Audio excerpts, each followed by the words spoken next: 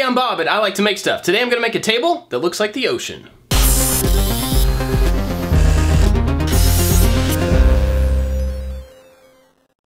My wife absolutely loves the beach, and I thought it'd be really cool to make her a table that looked like it was a cross-section of the ocean. I've also never done any projects with concrete, so I figured this would be a good project to be able to do both of those things. Okay, let me show you how I made this. I had a slab of heart pine to use for the legs, and a big chunk of melamine to use for the form. The form for the concrete is usually made out of melamine so that the concrete won't stick to it when you take it out of the form. To make the form, I just cut down several pieces that were tall enough for the sides and a square for the bottom. The size here was just kind of out of my head. I didn't want it to be too big or too heavy, but I wanted it to be large enough to act as an end table. To make this form, I just screwed in the pieces around the sides, making sure to make them as tight as possible because I don't want anything to leak. I ran screws in around the edge pieces and into the bottom to hold everything together. I wanted the legs to be inset in the square, so I cut some smaller pieces of melamine to take up the space where the legs would go. Each corner was made up of two pieces, one the same width as my legs, and a smaller piece to make up the difference in width on the other side. I glued them up with some CA glue and then put them in place. Anytime you make a form for concrete, you want to seal it up, and in this case I'm using silicone sealant to seal up all of the seams. The cut edges of the melamine also has to be completely sealed, otherwise the concrete and the epoxy will stick to that like crazy and it'll be a real big pain to get off. Usually when people make forms for pouring concrete out of melamine, they're doing it upside down. So usually this bottom surface ends up being the top surface of the countertop or whatever they're making. But in this case, this is actually gonna be the bottom of this piece, so it doesn't really matter what's here. After the caulking dries, I'm gonna make sure to clean off all the way around before I pour the concrete. I'm not entirely sure this is gonna work, but here's my plan for pouring the concrete. Usually when you pour concrete, you want it to be level and you want it to be as flat as possible. But in this case, I'm actually going for more of a beach look. And what I mean by that is that on one side of this table, I'm gonna have this much concrete and this much water or epoxy, and then as it goes across, I'm gonna change those ratios. So it's gonna look like it gets deeper as it goes to the other side of the table. We'll see if it works. On the recommendation of my friend Ben Ueda, I got Quikrete 5000 for this. I didn't really know how much of this I was gonna need, so I just put some in a bucket and added some water. I mixed it to where I got the consistency that I wanted, and then realized that I needed some more. I just went back and forth between concrete and water until I had a good amount mixed to the way it needed to be mixed per the instructions on the bag. Then I lifted up one side of my form to get the angle that I wanted. I started pouring in a little bit of concrete and then put the rest of the volume on top of it. Once it was all in the form, I tried to pack it down as much as I could and then took some time to shape it so that it looked like a beach. I wanted it to be really thin on one side and really high on the other side. Then I added some texture to the top so it wasn't too flat for me patting it down. I took off the sanding pad from my orbital sander and then ran it on the sides of the form to try to get rid of some of the air bubbles.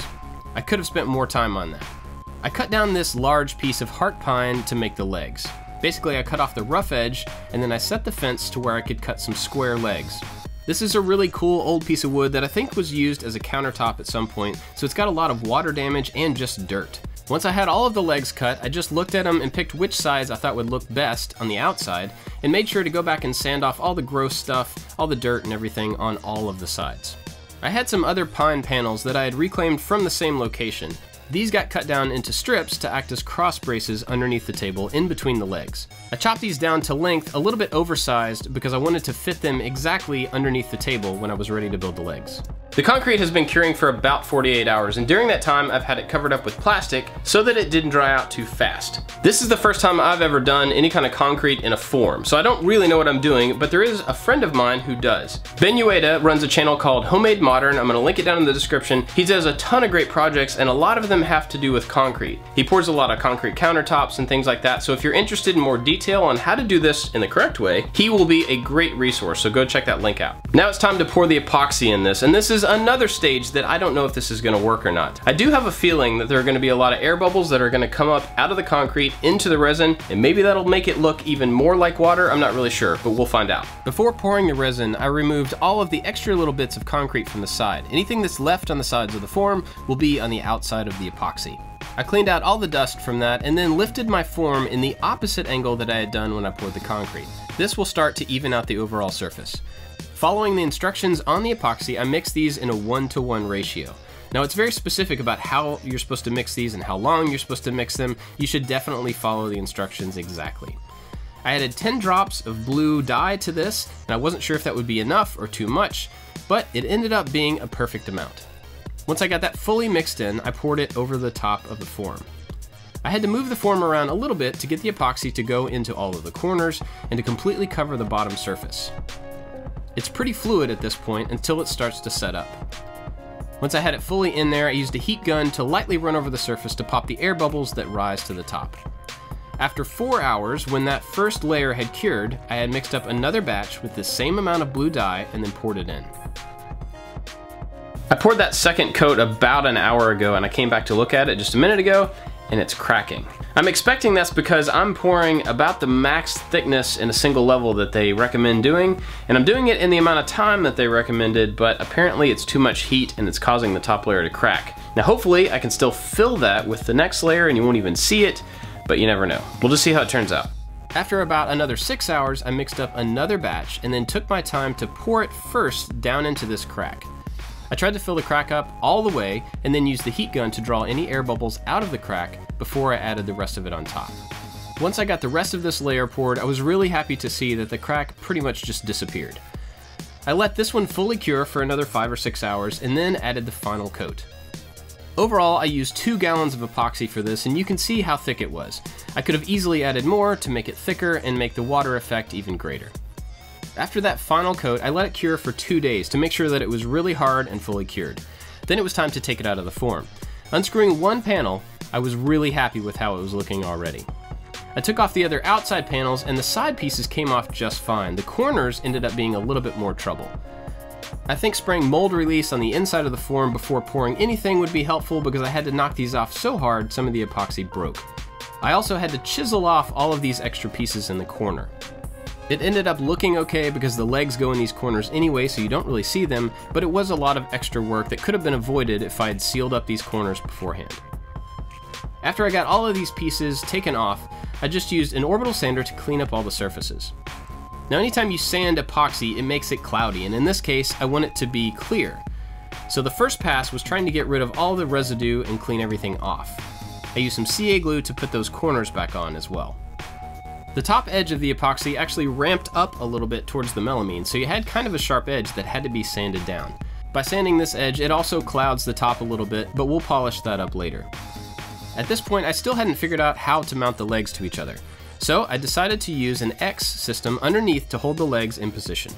I cut down those pieces of pine to their final width and their final length, and then had to turn them into an X. And to do this, I used the crosscut sled and set up a stop block on each end. This allowed me to cut out the very center of each one of these pieces at half depth. When these two set together, they made an X.